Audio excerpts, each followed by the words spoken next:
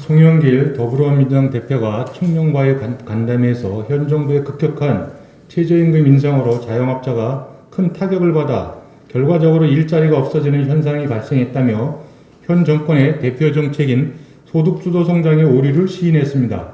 아울러 소득주도 성장은 임금 인상만으로 되는 게 아니라 주거비와 교육비를 줄여 실질적 가처분 소득이 늘어나야 가능한 것이라며 근로장려세제 등 보완책까지 제시했습니다. 지극히 합리적인 판단입니다. 왜 여당에서 진작에 이런 문제 제기가 나오지 못했는지 의문입니다. 급격한 최저임금 인상으로 서민 고용시장은 황폐화되고 부동산 정책 대실패는 주거비용을 폭등시켜 가처분 수도 기회 자체를 박탈해버렸습니다. 서민들은 졸지에 일자리를 잃어버렸고 내 집 마련은 꿈도 꿀 수 없는 벼락 거지 신세가 됐습니다. 그런데도 그동안 이 정권에서 누구 하나 제대로 잘못을 인정하고 사과하는 사람을 보지 못했는데 그런 점에서 송 대표의 발언은 책임 있는 태도입니다. 송 대표의 반성을 계기로 여당은 이제까지의 잘못된 정책에 대한 대대적인 수정 작업에 들어갈 것을 촉구합니다. 이 정권의 무능과 정책 실패의 상징인 부동산 정책, 국민 등골 빼먹는 공무원 증원, 세금으로 유지되는 방만한 공기업들, 시대를 역류하는 탈원전 정책, 기계적인 주 52시간 근무제 등 대한민국 성장 동력을 좀먹고 서민 가게를 위협하는 정책들을 뜯어 고쳐야 합니다. 대기업의 담합 독점이나 일감 몰아주기 등 불공정한 행위는 제재해야 하지만 잘못도 없는 애꿎은 기업 팔목을 비틀려는 못된 발상도 버려야 합니다.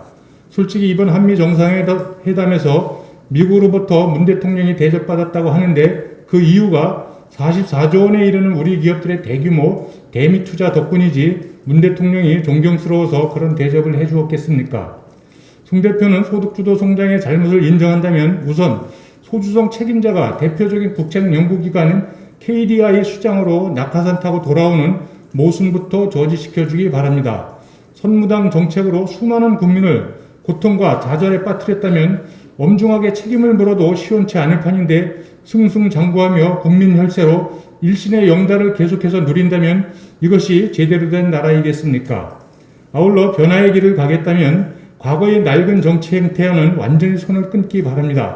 정책 실패를 인정하는 책임 있는 자세는 좋은 정치의 모습이지만 뜬금없이 윤석열 전 총장 파일 운운하며 공작정치 냄새를 풍기는 것은 나쁜 정치의 모습입니다. 지난 대선에서 안철수 후보는 민주당 공작정치의 가장 큰 피해자였습니다. 그때 드루킹 공작정치가 없었다면 대선 결과는 어떻게 됐을지 아무도 모릅니다. 송 대표의 그런 발언은 김대엽과 드루킹 등 민주당의 어두운 이미지만 불러올 뿐입니다. 내년 대선에서 후보들에 대한 검증은 좋지만 공작과 음모는 절대 발붙이지 못하도록 해야 합니다. 그래야 민심의 왜곡을 막을 수 있고 정치가 미래로 갈 수 있습니다.